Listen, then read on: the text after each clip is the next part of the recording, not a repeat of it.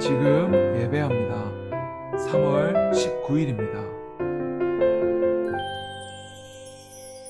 오늘 우리가 함께 볼 말씀은 고린도후서 8장 1절부터 15절까지 말씀입니다. 함께 읽겠습니다.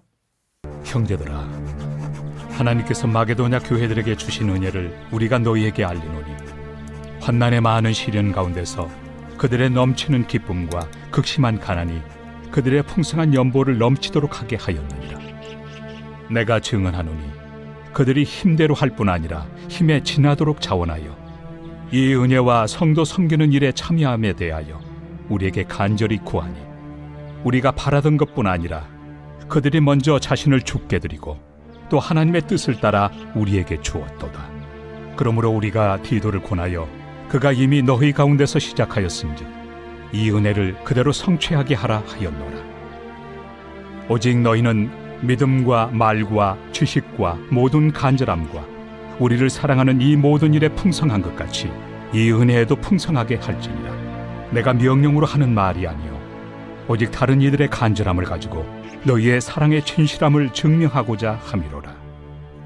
우리 주 예수 그리스도의 은혜를 너희가 알거니와 부요하신 이로서 너희를 위하여 가난하게 되심은 그의 가난함으로 말미암아 너희를 부요하게 하려 하심이라.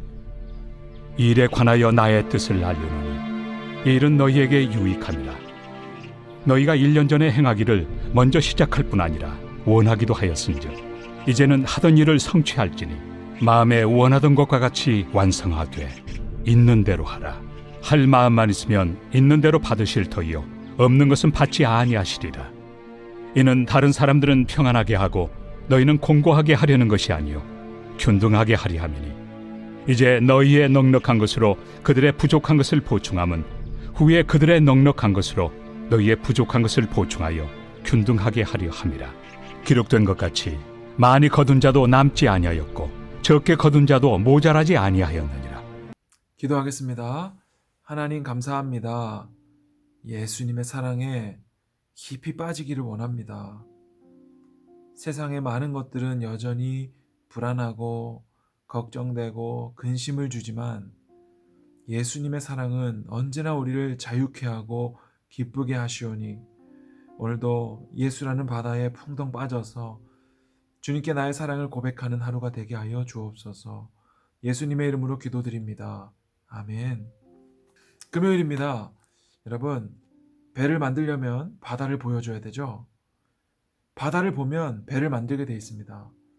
목사님이 여러분들에게 백날 배 만들라고 뭐 만들라고 구상 좀 해보라고 아이디어 좀 내라고 백날 얘기해봤자 여러분이 바다를 본 적이 없다면, 바다를 사랑하지 않는다면 배를 만들고 싶은 의욕도 행동도 뒤따르지 않을 것입니다. 어제 바울은 고린도 교회 성도들에게 우리를 마음으로 영접하라 이렇게 말했습니다. 그리고 하나님이 주시는 근심은 구원에 이르는 회개로 이끈다고 했습니다. 우리가 이 땅에 살아가면서 근심하는 것 같지만 믿는 자들이 하는 근심은 세상 근심이 아니라 하나님이 주시는 구원에 이르는 회개의 근심이라는 거죠.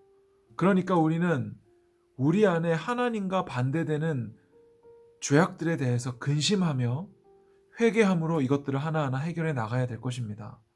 그것이 바로 이 땅에서 그리스도인의 삶입니다. 눈에 보이는 것은 낡아집니다. 하지만 눈에 보이지 않지만 내 속사람은 날마다 새로워진다고 했죠. 이렇게 바울이 고린도 교인들에게 하나님이 주시는 근심을 전달했을 때 이들이 어떻게 되나요? 그들이 회개하여 하나님께 돌아가고 그리고 바울에게도 기쁨이 되고 서로 간의 신뢰관계가 쌓이게 된다는 거죠. 그리고 이어서 그들이 어떻게 되냐면 2절입니다. 환난의 많은 시련 가운데에서 그들의 넘치는 기쁨과 극심한 가난이 그들의 풍성한 연보를 넘치게 하였느니라.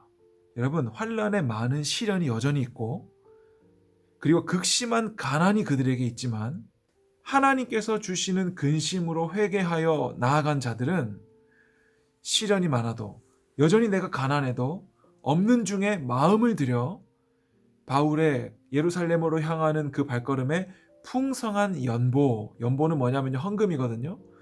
풍성한 헌금을 채우게 되는 거예요.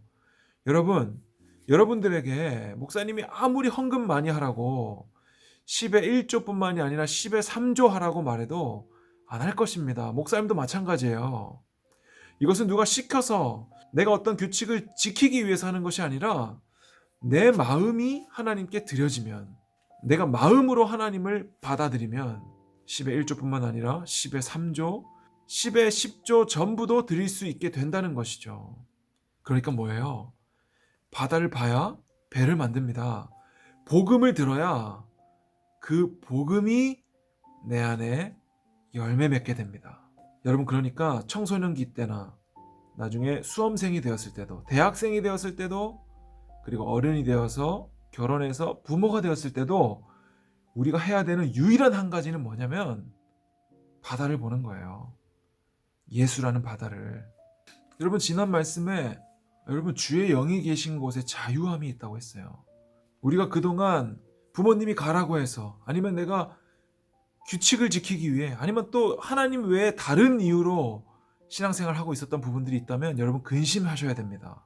그 부분에 대해서 근심하고 그것을 하나하나 하나님의 뜻대로 바로잡아가며 회개로 나아가야 돼요. 이 고린도 교인들이 들었던 복음은 무엇입니까? 9절입니다. 우리 주 예수 그리스도의 은혜를 너희가 알거니와 부요하신 이로써 너희를 위하여 가난하게 되심은 그의 가난함으로 말미암아 너희를 부요하게 하려 하심이라.